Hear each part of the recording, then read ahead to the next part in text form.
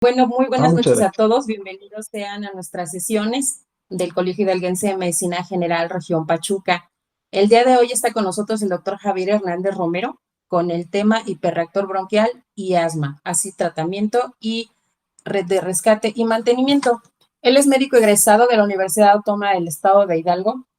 Tiene un diplomado en medicina de urgencia y trauma por la Universidad Autónoma del Estado de Hidalgo, así como maestría en ciencias biomédicas y de la salud, así como certificado por institutos internacionales en lo anterior. Diplomado en inmunología avanzada del Instituto Politécnico Nacional. Está certificado por el Consejo Nacional de Neumología de la Ciudad de México. Así, él es médico especialista en neumología por la UNAM. Actualmente está trabajando en la ciudad de Pachuca. También ha trabajado en varios lugares en la Ciudad de México y aquí en nuestro estado. Y está certificado por el Consejo Nacional de Inmunología Clínica y Alergia. Y actualmente también está como especialista en alergia e inmunología clínica en la Universidad Autónoma de México. Trabajó en la Secretaría de Salud en el Distrito Federal y está en los servicios de salud del Estado de Hidalgo como neumólogo y como médico aplicativo. Doctor, el Colegio Hidalguense nuevamente le da la bienvenida. También le doy la bienvenida en nombre del doctor Alberto Shite Maxda, presidente actual de nuestro colegio, que por motivos personales está con nosotros, pero no en sonido. Bienvenido, doctor. Muchas gracias. Pues gracias a todos por su presencia, su paciencia. Pues vamos a hablar de asma y el hiperreactor bronquial. Primero voy a presentarles este documento, MIA 10 2.0. Es un documento que en su primera edición fue en 2020. Es un documento elaborado de forma multidisciplinaria y MIA significa manejo integral del asma. En su versión de 2.0 es la actualización que se publica en el año pasado, exactamente hace un año. Entonces, si ustedes seguramente han leído GINA, ¿no? Este documento internacional del manejo del asma. Es una iniciativa global, pero en México tenemos este documento que es de muy buena calidad. De hecho, este documento se basa en guías internacionales como GINA, como la BTS, como una guía australiana, como la GEMA, que es una guía española. Entonces, realmente es un muy buen documento. Yo les invito, esta descarga gratis. Aquí se publicó en el Boletín Médico del Hospital Infantil el año pasado.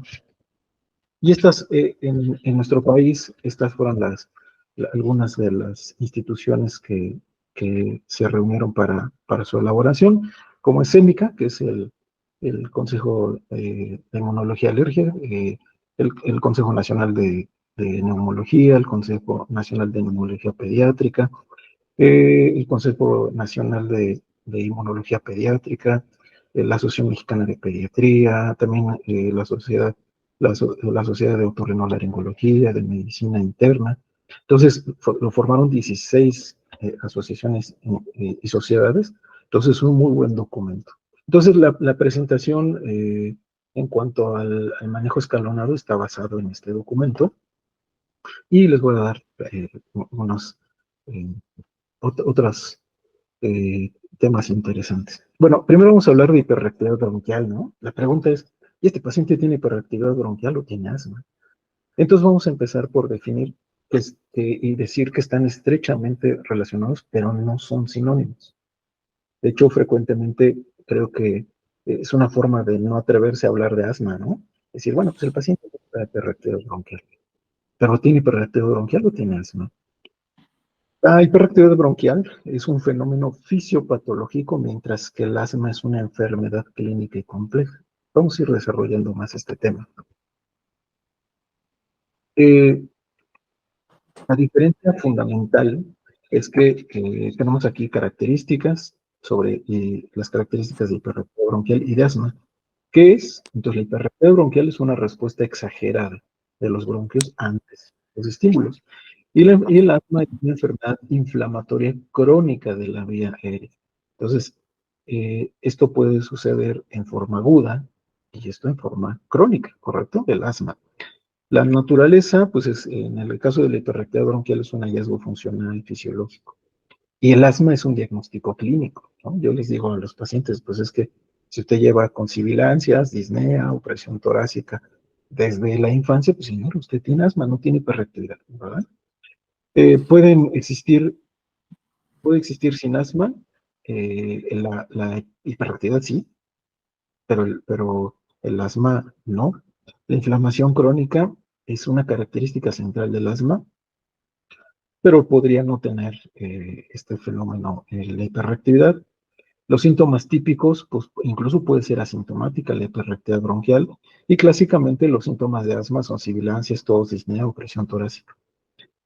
La obstrucción bronquial es reversible, habitualmente presente en el asma, ¿no? A diferencia de una obstrucción no reversible es el EPOC, ¿no? Esa es una diferencia muy importante.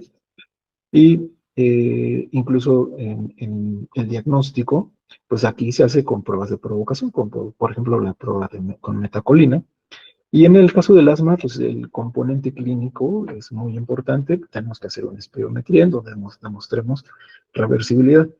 Lo de la espirometría es importante porque como el asma tiene una obstrucción variable en el tiempo, pudiera ser que la espirometría salga normal, porque en ese momento no tenía broncoespasmo. Entonces hay que, si bien el estándar de oro es la espirometría, pero puede haber espirometrías normales y que no descarten asma, ¿de acuerdo? En todo caso, una espirometría normal descartaría EPOC, ¿no? Si el paciente, si en esa espirometría no tiene obstrucción, pues claramente no tiene EPOC, pero podría tener asma o hiperreactividad. Habría que ver el contexto clínico. El tratamiento, pues en el caso de la hiperreactividad bronquial, que no siempre se requiere el tratamiento, y en el caso del asma, sí se requiere un manejo integral. Entonces, ¿qué es la hiperreactividad bronquial?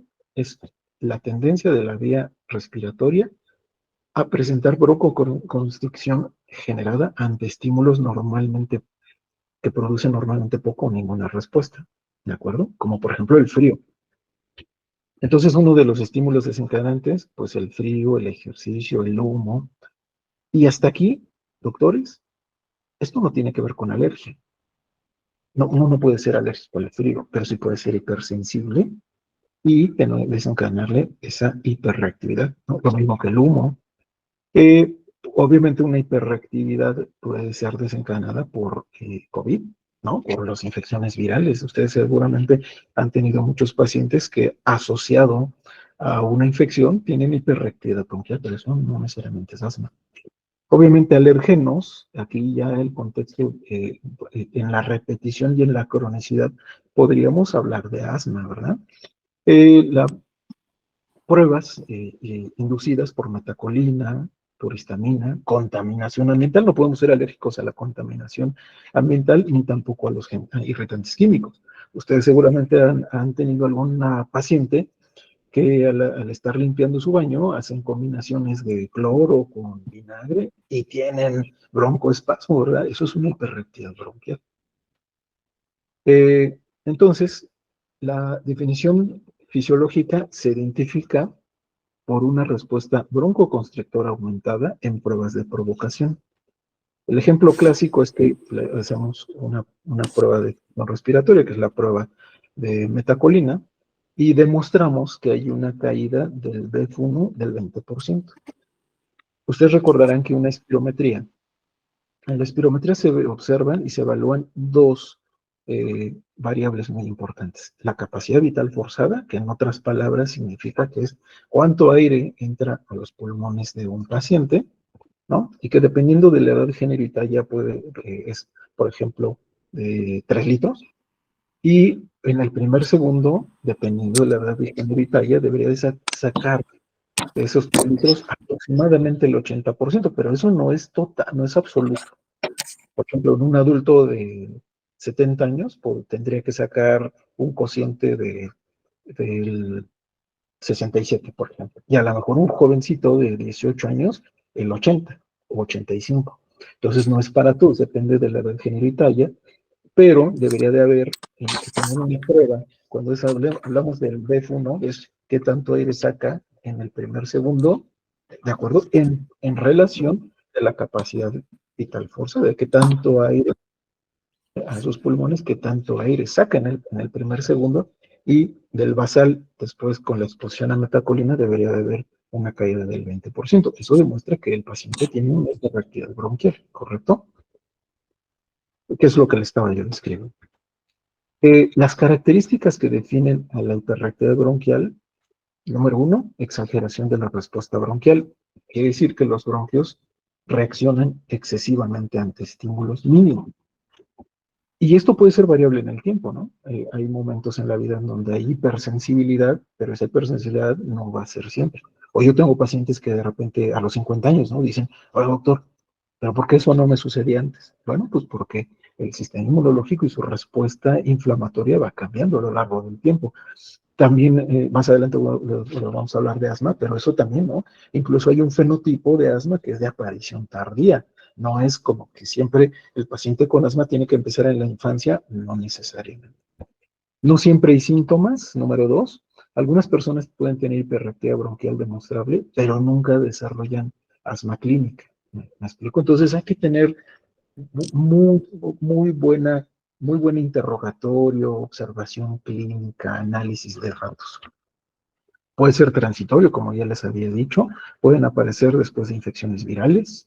Seguramente muchos pacientes en su práctica privada, después de infecciones en la reciente pandemia, ustedes lo han observado, ¿verdad? Contaminación, tabaquismo. Número cuatro, no implica necesariamente inflamación eosinofílica, ¿de acuerdo? Puede existir sin la inflamación típica del asma, y puede verse a otras enfermedades, como por ejemplo EPOC, rinitis alérgica.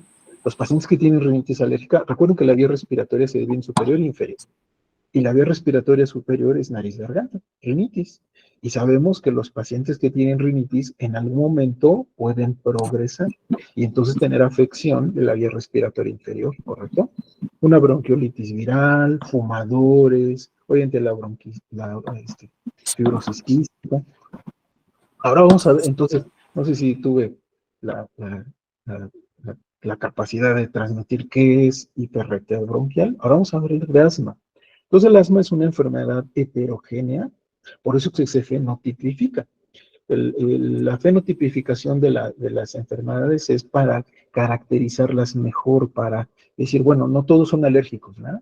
No todos son asociados a obesidad, no todos son lo que antes se le llamaba triada de Samter, inducida por AIDS, ¿me explico? Entonces, es una enfermedad heterogénea, y cuando tenemos enfermedades heterogéneas, como la aparición tardía, es mejor fenotipificarla para caracterizarlas de mejor forma. Entonces, a eso se refiere que es una enfermedad heterogénea, caracterizada por inflamación crónica de la vía respiratoria, y esas dos palabras son fundamentales en la comprensión del asma y por lo tanto de su tratamiento. Inflamación, porque entonces necesitamos antiinflamatorios, y la cronicidad de su evolución clínica. Puede tener, por supuesto que hay hiperreactividad bronquial, ¿verdad? Entonces el asma incluye la hiperreactividad bronquial no necesariamente es asma. Obstrucción variable del flujo aéreo, esto puede ser variable, síntomas respiratorios recurrentes, y la definición moderna de la GINA enfatiza la variabilidad clínica y funcional, ¿de acuerdo? Entonces es variable en el tiempo. Los componentes esenciales del asma típicamente son cuatro: sibilancia, disnea, tos, fletuencia. Con predominio nocturno, la madrugada puede ser inducida por ejercicio y desencadenada también, ¿de acuerdo? Desencadenada por alergenos o infecciones. Otra característica, que es la obstrucción del flujo variable, se demuestra en la espirometría, como ya les había dicho, ¿no? Entonces, en una espirometría tenemos un paciente, le hacemos la espirometría en fase simple y fase postbroncoilatoria. En la fase simple observamos alguna obstrucción, ¿de acuerdo? ¿Cómo observamos la obstrucción? A lo mejor después valdría la pena hablar de espirometría, que en realidad yo les digo que es un estudio. Ven en esta espirometría al lado de la señora, y ven muchos números, ¿no? Y puede parecer complejo, pero en realidad es muy fácil de interpretar en la espirometría. Entonces, en la espirometría vemos capacidad vital forzada, vemos volumen expiratorio en el primer segundo, y sacamos un cociente, ¿no? Entonces dividimos el BF1 entre el PVC y nos da un cociente. Entonces ese cociente, si ese cociente sale en 0.6 y el límite inferior de la norma, el cociente es la división entre BF1 y FBC. Si ese cociente no está por debajo del límite inferior de la normalidad, por ejemplo, les hablo que salga de 0.6 y el límite inferior de la normalidad para ese paciente, de acuerdo a edad, género y talla, que es 0.7, está obstruido. Entonces el paciente tiene obstrucción. Después se clasifica la obstrucción en base al porcentaje del BF1. Entonces ese paciente está obstruido y le aplicamos 4 PUS, 4 disparos de salbutamol, ¿no? 400 microgramos, recuerden que cada disparo tiene 100 microgramos. Esperamos 20 minutos y hacemos una prueba. Si en esa prueba ese broncodilatador de corta acción normaliza el BF1, o sea, es decir, ya en las siguientes maniobras, en la siguiente fase, pasa el 0.6, queda en 0.61, por ejemplo, normalizó. Y además habría que hacer cuentas en porcentaje del BF1 y en los mililitros por hora. Por ejemplo, si tenía un 1600 y después tiene 1800, pues tuvo 200 mililitros más 12%, ahí ya hacemos diagnóstico de asma, ¿me explico? Por el contrario, en el caso de POC, que es la otra enfermedad obstructiva de mayor relevancia, es que el paciente permanecería, a pesar del broncodilatador, habría un cambio, pero no habría criterios de broncodilatación, ¿sí me explico? Entonces, ese es el diagnóstico, pero ya les digo, si en ese momento no tiene broncoespasmo, pues en realidad la espirometría va a salir normal y ustedes tienen que echar mano de la parte clínica, decir, no, a ver, esa espirometría está normal y el paciente tiene 60 años y sí fumaba, pero ¿qué cree? No tiene POC. Y ustedes dicen, no, pero tiene sibilancias desde hace 20 años. No, pues ese paciente tiene asma, no tiene POC, ¿me explico? La inflamación, otra característica que es la inflamación crónica, en esta inflamación crónica participan los eosinófilos. Es muy importante buscar la eosinofilia en sangre periférica, en el caso de la rinitis, la eosinofilia en moco nasal, y obviamente en pruebas pues, más difíciles de tener en nuestro medio, pues los linfocitos TH2, que tenemos que hacer ahí clasificación de linfocitos, la determinación de citocinas, ¿no? La interleucina 4, 5, 13, que de hecho ya hay fármacos que se llaman anticuerpos monoclonales, que son biológicos, que actúan directamente contra esas citocinas. Algunos fenotipos, ¿no? Como les venía platicando de la fenotipificación, pues puede ser neutrofílica o inflamación no TH2. Esta parte es importante, el remodelado bronquial en el asma. El asma que es persistente, ¿no? Que a lo largo del tiempo el paciente tiene síntomas y exacerbaciones, pues ese paciente puede tener hipertrofia muscular, fibrosis subepitelial, aumento de moco, engrosamiento de la membrana nasal y, por consecuencia, podría virar. Entonces, un paciente que tiene una broncodilatación, ¿verdad? Que tiene una reversibilidad, podría perder esa reversibilidad, a eso se refiere el remodelado bronquial, y entonces el paciente de tener asma después va a tener EPOC, porque espirométricamente pierde la capacidad de reversibilidad, ¿sí me explico? Ya no normaliza, ya se quedó obstruido, ¿eso puede suceder? Definitivamente que sí. Entonces esto explica parte de la pérdida funcional irreversible de algunos pacientes, ¿no? Entonces es muy importante estar indagando con detenimiento el curso, la presentación, la frecuencia de los síntomas de estos pacientes.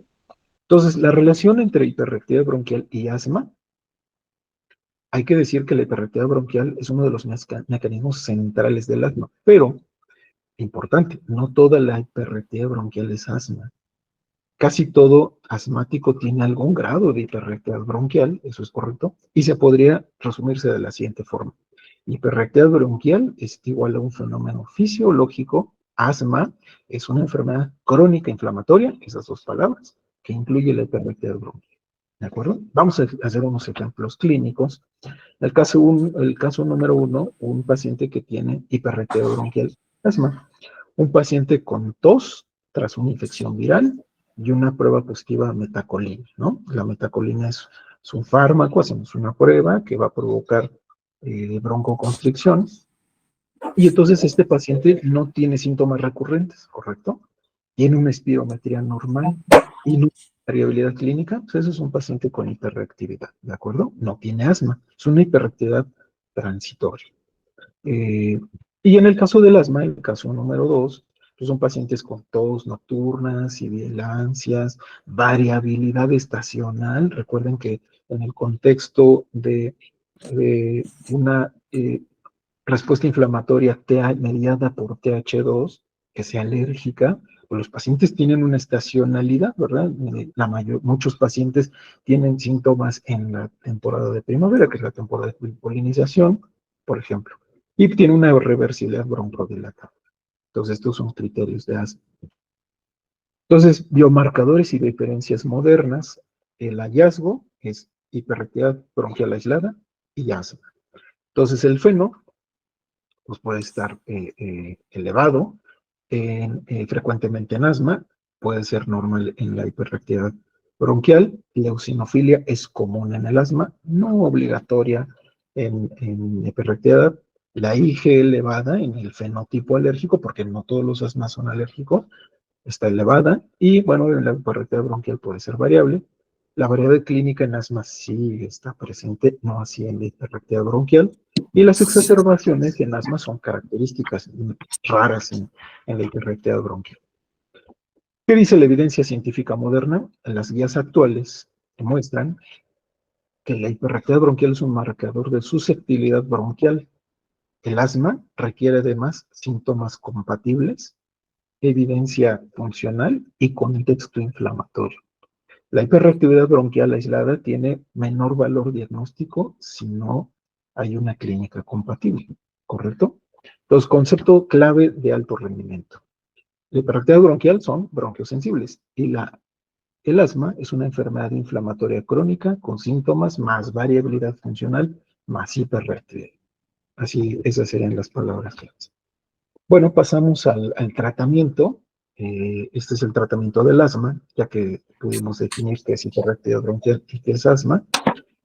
Esta guía mía propone que el primer nivel de atención pueda manejar los primeros 3 pasos. De los 5 pasos, de las cinco etapas clínicas del asma, de acuerdo a síntomas, se podría tratar el paso número, que es cuando hay el 1, que es máxima intermitente, persistente con manejo 2 y paso 3. Fíjense que se pretende evitar el término leve. Y ustedes dirían, bueno, pero pues, no está mal dicho leve, moderado y grave, ¿no? El motivo es porque algunos pacientes con síntomas poco frecuentes, que ustedes pueden clasificarlo como el asma leve, pues esos pacientes con asma leve que pueden tener exacerbaciones que los lleven a una hospitalización. Esa es la razón por la cual el término leve ha tratado de quitarse o se propone no utilizar en esta guía. Y esto debido a que el 27% de los casos de asma casi fatal, o sea, pacientes que terminan incluso intubados o en terapia intensiva, pues fueron catalogados como asma leve. Y no es que hayan sido mal catalogados, sino que lo que aquí se pretende describir es que el paciente puede confiarse, ¿no? Decir, pues yo tengo un asma leve y de repente dejar de ir a la consulta y de repente dejar de utilizar sus fármacos y entonces tener una exacerbación que se pueda clasificar como asma casi fatal, ¿no? Entonces, el asma grave ya es una entidad separada que amerita un abordaje pues, más complejo, más integral, ¿no? Entonces, vamos al siguiente diapositiva. El control del asma.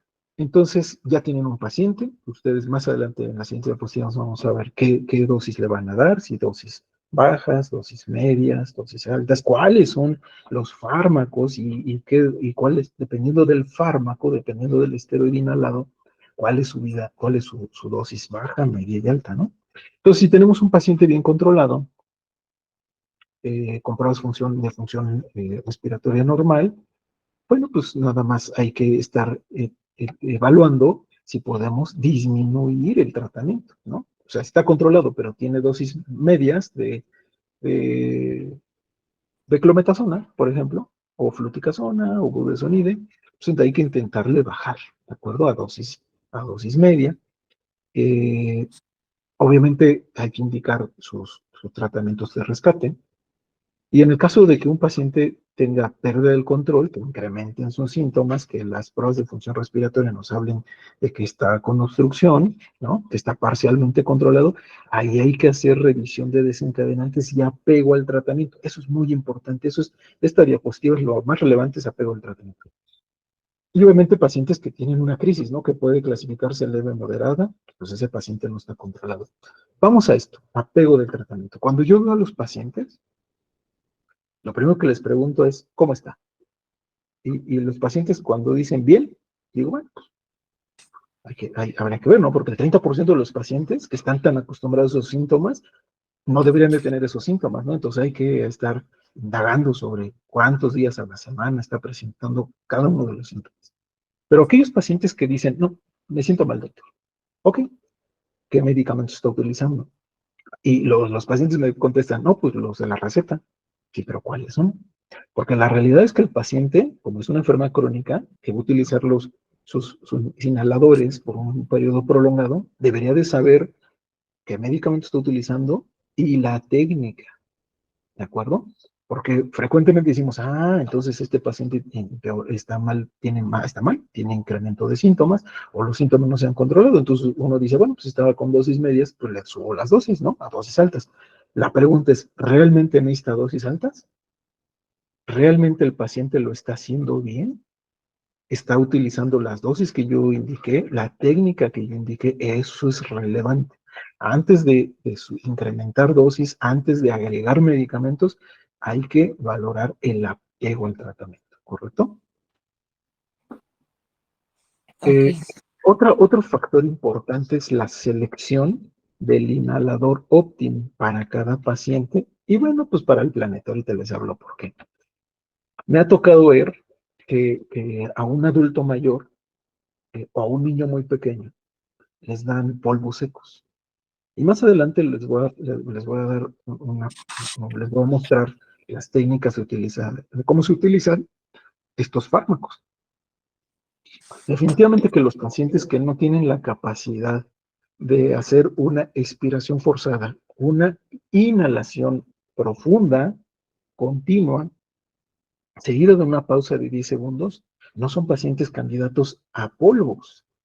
Y entonces a veces el paciente, por su estado cognitivo o por su nivel socioeconómico, no comprenden cómo es la técnica, ¿no? Y frecuentemente no nos tomamos el tiempo de explicar la técnica. Eso es muy importante.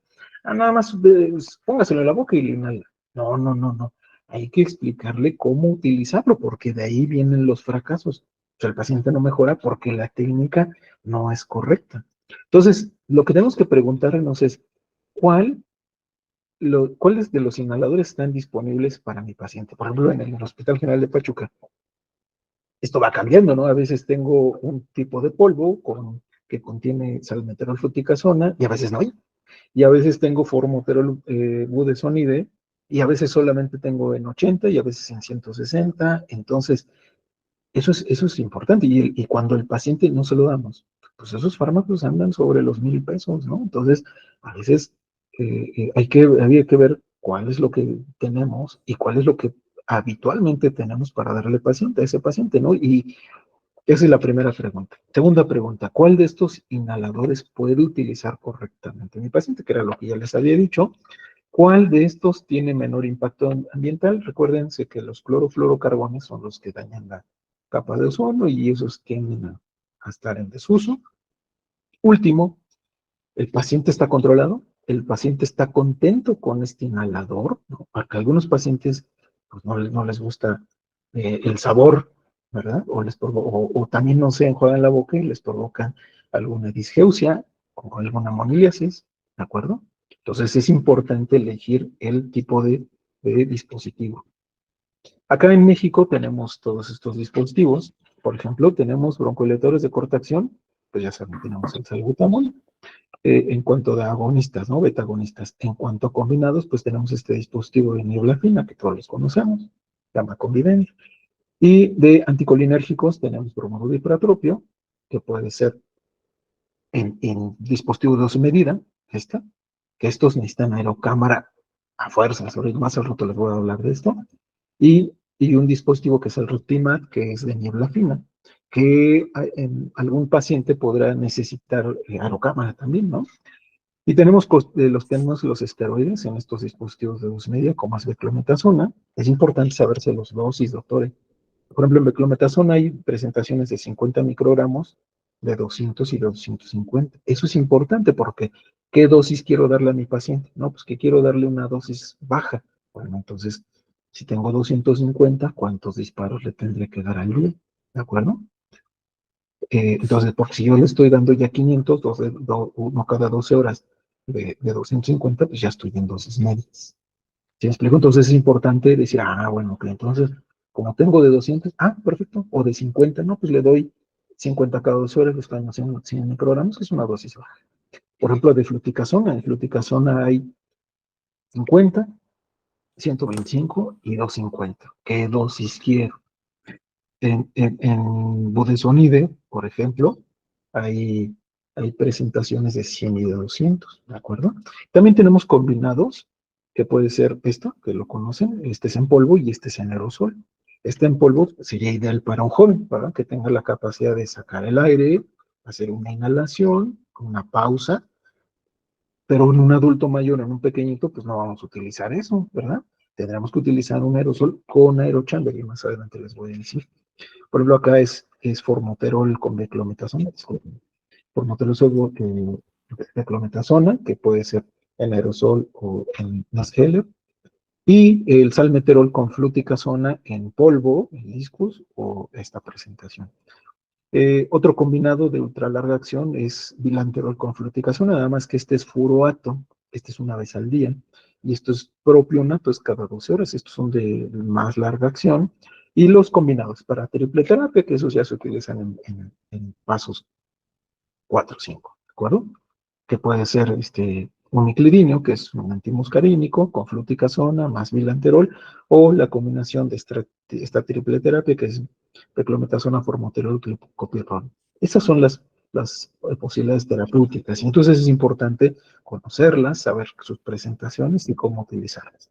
Vamos a hablar algo de los agonistas inhalados en cuanto a su inicio y duración de acción. Esto es importante para decir, bueno, ok, tengo mi paciente con este broncoletador de larga acción. O sea, acuérdense que el de corta acción es albuterol, pero puedo tener uno de larga acción, como puede ser formoterol y salmeterol, y vamos a ver cuál es el de inicio rápido. Mire, por ejemplo, de estos dos, recuerden, es Vanair o Cientor.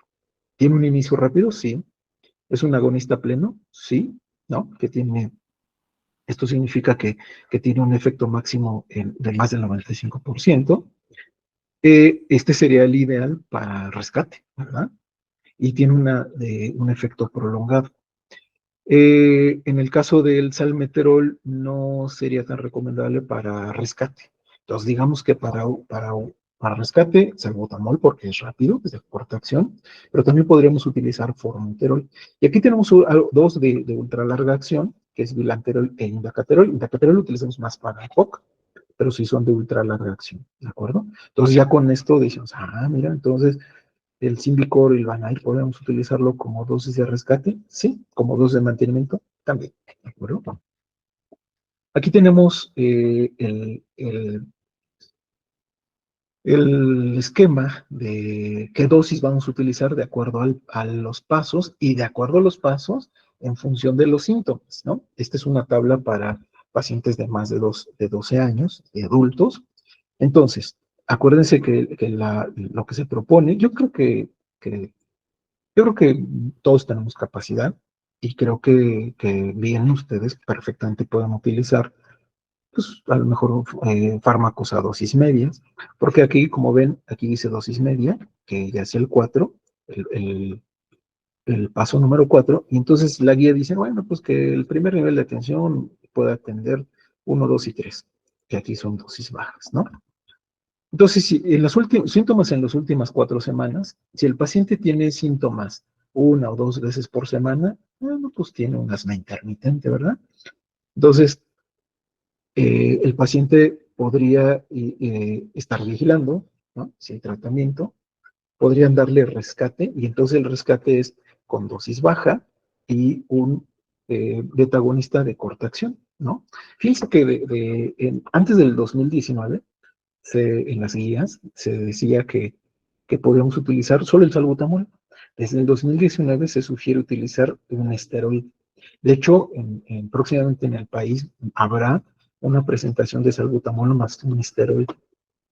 Y eso es lo ideal, porque a ver, si la causa principal del asma, si el pilar del asma es inflamación, si yo le doy solo salbutamol, no lo voy a desinflamar, lo voy a broncodilatar, pero no desinflamar. Y entonces, ¿qué cree que va a pasar? Si el paciente está inflamado, pues lo que va a suceder es que va a tener otro broncoespasmo, ¿correcto? Entonces, lo ideal sería, y es que utilicemos la combinación de el beta agonista de corta acción o de acción rápida con larga acción, que estoy hablando de formoterol, más un esteroide.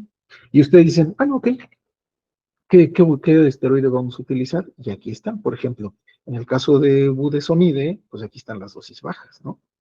Entonces, de 100 a 200, ok, sale, entonces de 100 a 200. ¿Y qué presentación tengo? Pues hay budesonide de 100 y de 200. O en el caso de la combinación de formoterol budesonide, pues viene de 80, viene de 160, y hay una presentación en polvo, solo en polvo, de 360.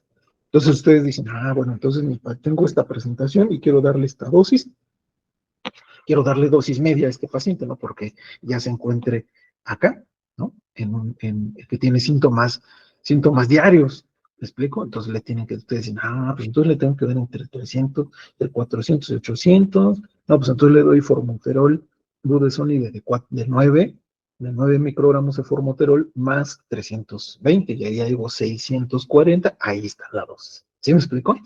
Entonces, si el paciente, por ejemplo, tiene síntomas 3 o 4 veces por semana, pero no diario, pues ahí ya le agregan de forma continua su broncodilatador más dosis baja. Por ejemplo, hablemos de formoterol budesonide, ¿no? Entonces, la dosis baja serían de 100 a 400. Y ustedes dicen, no, entonces pues tengo Symbicort, no voy a hablar de la marca, tengo formoterol budesonide y viene de 4.5 160. Entonces le doy 160 por 2, 320, pues sería una dosis baja. Perfecto, pues uno cada 12 horas. Y también se lo pueden dar como rescate. ¿Sí me explicó? Así es como lo tienen que manejar. Y si, por ejemplo, pasamos al 3, resulta que tiene síntomas casi diarios, pero su función pulmonar es baja y se despierta por semana una vez, más de una vez. Ah, entonces ya está en paso 3. Entonces ahí lo que podrían hacer es darle un LABA, le agregan la triple terapia y le dan un rescate con uno de corta acción, ¿de acuerdo? O podrían utilizar una dosis media. Y bueno, ya en el caso 4, o que vaya saliendo de una crisis, pues, se supone que lo tendremos que tratar nosotros, pero bueno, yo les digo, pues aquí están las guías, ¿no? Ustedes pueden ir de acuerdo a su guía, dándole las dosis que necesiten, suben dosis, aplican más medicamentos, hacen el mismo ejercicio ahora con fluticasona, ¿verdad? Tú yo no ves que no le veo problema, pues aquí está esto. Nosotros los alergólogos hemos en algunos pacientes seleccionados, ¿verdad? Que tengan marcadores positivos para alergia y que tengan pruebas positivas, les podemos dar inmunoterapia y les va muy bien, el 90% de los pacientes mejoran, y ya después ya no requieren del tratamiento farmacológico, porque ahí, si el desencadenante es el alergeno, pues inducimos tolerancia, y entonces logramos incluso remisión clínica del asma, que esto significa que un año ya no tiene síntomas. Aquí les muestro la tabla para los niños de 4 a 11, que es más o menos lo mismo, y aquí la diferencia sería en las dosis. Por ejemplo, de budesonide, pues la dosis baja es de 100 a 200, dosis media de 200 a a 400 y dosis alta más de 400. Y en el caso de fluticasona, de 50 a 100, dosis media de 100 a 150 y 250 es la dosis alta.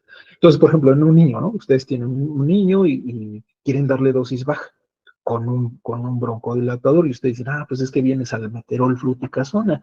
Y de salmeterol fluticasona en aerosol, porque estamos hablando de niños. Entonces, lo ideal no sería que utilizaran polvo, ¿no? Acuérdense que el polvo, el disco, viene de 50 a 100, 50 a 250 y 50 a 500. Pero el aerosol viene de 25 a 50, 25 a 125 y 25 a 250. Entonces, ustedes quieren utilizar una dosis baja, ustedes dicen, pues necesito 100 microgramos. Pues entonces utilizan el de 25 a 50 cada 12 horas y ahí está su dosis baja. De repente quieren subir la dosis y quieren de 200 a 400, pues ustedes podrían utilizar el de 125. Y quieren una dosis alta, pues utilizan el de 250 para hacer 500. ¿Sí me explico? Pero es necesario conocer las diferentes presentaciones y las dosis. Vamos a hacer. Ahora, la aerosoloterapia, ¿no? Esto es importante, yo les diría, ayer a los residentes les digo, antes de correr, muchachos, hay que saber caminar. Entonces, antes de empezar a utilizar anticuerpos monoclonales y triple terapia, yo les digo, no. A ver, el paciente, tienen que ustedes demostrar que el paciente utiliza el fármaco como ustedes lo indicaron, ¿de acuerdo? Entonces, el término aerosoloterapia es fundamental. Entonces, es el tratamiento que utiliza la vía respiratoria para la administración de un fármaco, ¿correcto? Ventajas del aspecto, ventajas respecto a las terapias sistémicas. Bueno, pues es que fíjense que a diferencia de las sistémicas, pues tiene un rápido acceso al aparato respiratorio. Tiene un inicio de acción y una medicación más rápida. Permite administrar una dosis menor de un principio activo. Entonces, por ejemplo, las dosis altas de un esteroide inhalado tienen un efecto de un esteroide sistémico, sin el efecto adverso mineralocorticoide, glucocorticoide del esteroide, ¿verdad? Entonces, ¿lo pueden utilizar por mucho tiempo? Sí, yo les digo a los pacientes, a ver, doctor, yo planeo darle 3 meses que no tenga síntomas, 3 meses con dosis alta, por ejemplo, 500 microgramos, y luego le bajo 250, y luego 100, y se lo quito. O sea, ¿va para 9 meses? Sí, va para 9 meses. Y doctor, ¿no es mucho tiempo? Sí, es mucho tiempo y es necesario.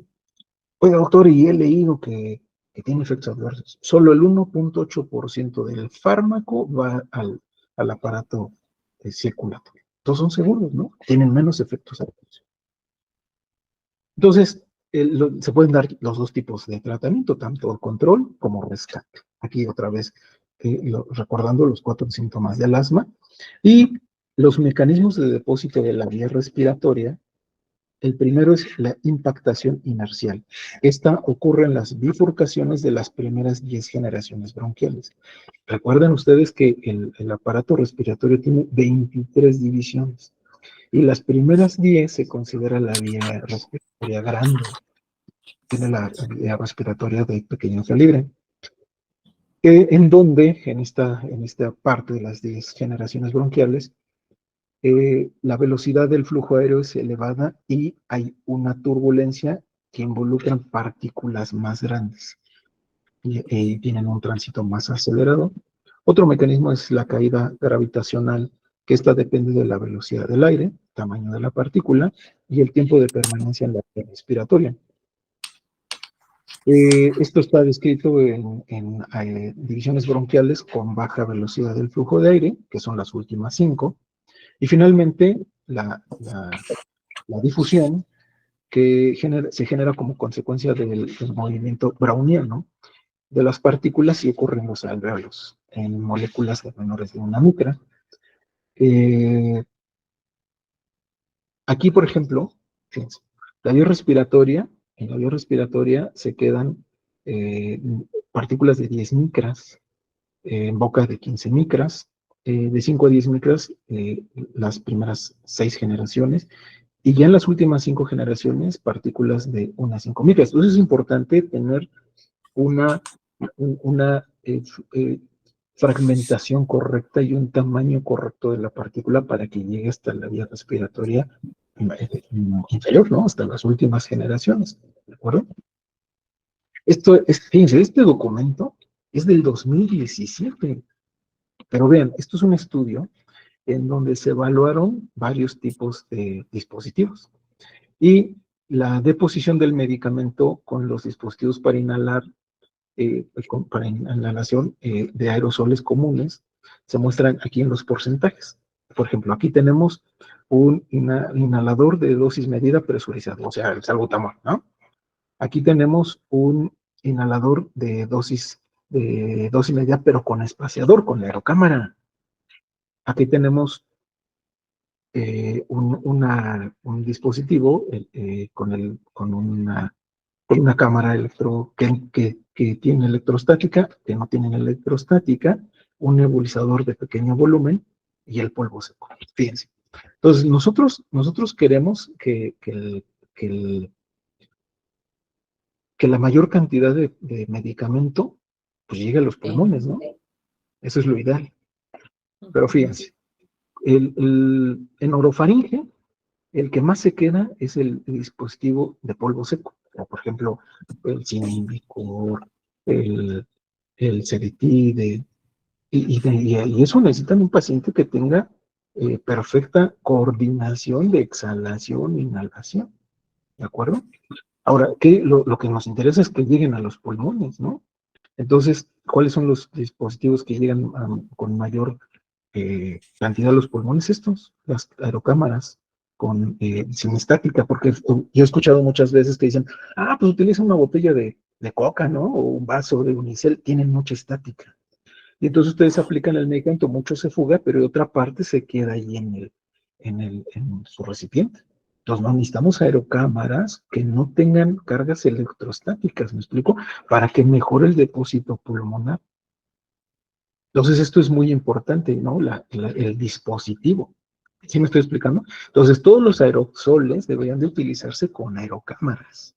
Vean ustedes lo que pasa con un dispositivo eh, así, sin aerocámara, pues la mayor parte se queda en la orofaringe y muy poco llega a los pulmones. De hecho, está documentado, está demostrado que muchos pacientes le dicen, pues utilice su aerosol ahí directo. Y me dicen, pues es que el paciente está joven, ¿no? Pues puede sacar el aire, coordinar disparo con succión, es una pausa. Sí, pero con eso solamente llega el 10% de la dosis del fármaco a depósito pulmonar. Entonces, si ustedes le dan una dosis, por ejemplo, de salbutamol de 100 microgramos, un disparo, pues le llegan 10 microgramos. Y aún así los pacientes mejoran, pero no es lo ideal. Entonces, aquí tenemos varios tipos de dispositivos, que tenemos inhaladores presurizados con o sin cámara de inhalación, que sería lo ideal. Aquí está. Tienen que ser con aerocámara, ¿correcto? Inhaladores de niebla fina, que son los Respimat, y de estos hay Convivent, y de estos hay Spiriva, Respimat, ¿no? Inhaladores de polvo seco, como este disco. Tenemos nebulizadores, ¿verdad? Que los nebulizadores, pues en crisis son bastante efectivos. Y las aerocámaras. Yo lo que quiero es pedirles que si van a utilizar, no solamente que elijan la presentación, el dispositivo correcto, la presentación me refiero al gramaje correcto para ese paciente, que lo especifiquen en su receta, sino que utilicen aerocámaras, ¿no? En aquellos pacientes que no tengan la capacidad de utilizar un polvo, el aerosol tiene que ser con aerocámara, eso es lo ideal. Entonces, agitan 30 veces el dispositivo, lo colocan a la aerocámara, disparan. Si es un aerochander, por ejemplo, en esa marca, que tiene una válvula fluvio, pueden hacer 6 inhalaciones, exhalaciones. En el caso de que sea una aerocámara de menor calidad, que no tenga válvulas, su nariz, la válvula fluvio, pues yo sí les recomendaría que hagan una exhalación, disparan y, ¿no? Que la cámara sea esa función de cámara de retención, ¿me explico? Entonces, estas son las aerocámaras. Fíjense que de aerocámaras hay para menores de 2 años, para de 5 a 10 años y para adultos, ¿no? Incluso se dividen en colores, hay muchas marcas, pero estos mejoran el depósito pulmonar. Y estos son las técnicas de inhalación de un dispositivo de dosis medida. Entonces lo abren, exhalan, inhalan, hacen una pausa de 10 segundos y lo sacan despacio por la nariz y se enjuaga la boca, ¿de acuerdo? Preguntas. ¿Alguna pregunta para nuestros ponentes? Nuestro ponente. Sin pena, por favor, las que tengan, con todo gusto. Con todo gusto los contesto. Pueden abrir su micrófono o escribirlo en el chat.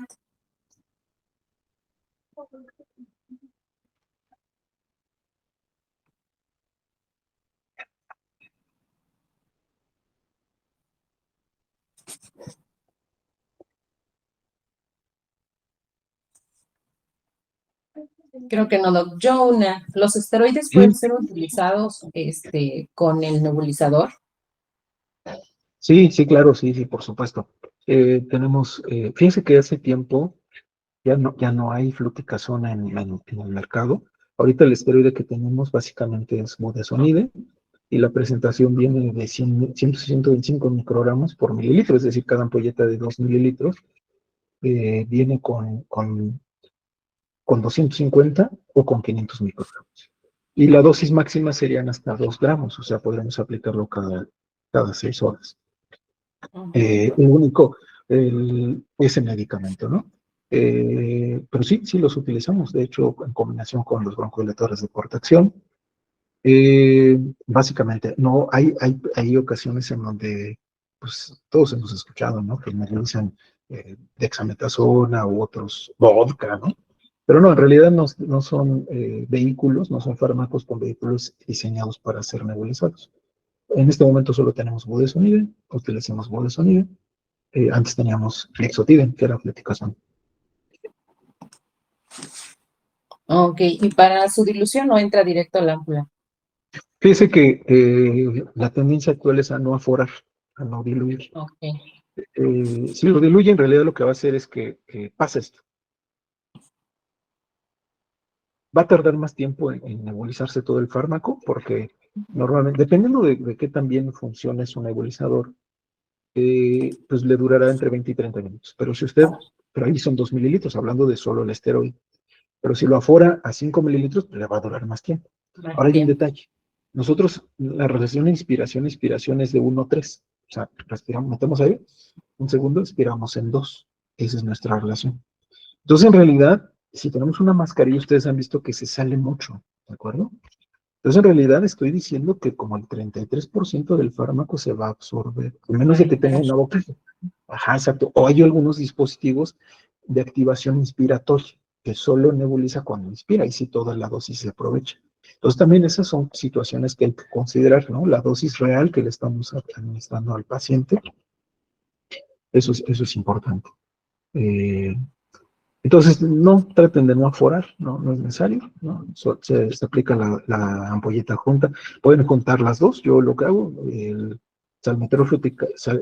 salbutamol de bromuro de hipertropio más budesonide, que nos dan 4.5 mililitros, porque la combinación de los broncodilatores vienen de 2.5 más 2 del esteroide, y ya, ¿no? Le va a durar 20, 30 minutos. Ahora, hay una pregunta que a mí, que yo me hacía cuando era estudiante, y, no sé si la hagan, pero se las voy a compartir. A ver. ¿Las nebulizaciones tienen que ser con oxígeno o no? Porque cuando ustedes tienen un nebulizador, no tiene oxígeno, es aire comprimido. No. Entonces la respuesta es, depende del paciente. Si es un paciente que tiene neumonía, ¿no? O depende de dónde estén. Si es un paciente que tiene neumonía y que desaturó y que requiere oxígeno, pues lo nebulizan con oxígeno. Se conectan a la fuente de oxígeno, ¿no? Ahí con su flujómetro, y le nebulizan con oxígeno, ¿de acuerdo? Pero si un paciente tiene asma, que pocas veces necesitan oxígeno, ¿no? La verdad es que a menos que sea un asma, una crisis grave, pues no va a necesitar oxígeno, entonces no necesitan nebulizarlo con oxígeno, solo con su nebulizador, que es aire comprimido, ¿correcto? Entonces no siempre necesita oxígeno, depende de cada paciente. Ahora, en los Sí. hospitales, cuando estaban internados, pues bueno, fíjense, a ver, eso es interesante, porque he tenido pacientes que tienen asma, ¿no? En una crisis, que al principio requerían oxígeno y que ya están en una etapa en donde ya no requieren oxígeno y los seguimos nebulizando, pero los nebulizamos con oxígeno. pero ya no lo requiere. Entonces, deberíamos de tener nebulizadores para esos pacientes que ya no requieren oxígeno. Es decir, ¿por qué? ¿Qué le va a pasar? Pues le puede inducir radicales libres, ¿no? Le puede provocar atelectasis por adhesión, porque no necesita oxígeno, y le puede provocar irritación de la vía respiratoria porque no necesita oxígeno. ¿Sí me explico? Entonces depende de las necesidades de ese paciente. Ok, doctor. ¿Alguien más? ¿Alguna pregunta? Pueden abrir su micrófono o escribirlo en el chat, por favor.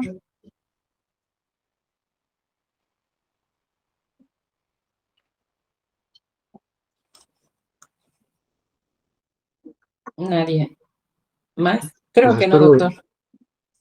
haber sido claro y vamos a cerrar con esto. Entonces ya han visto esta imagen, ¿no?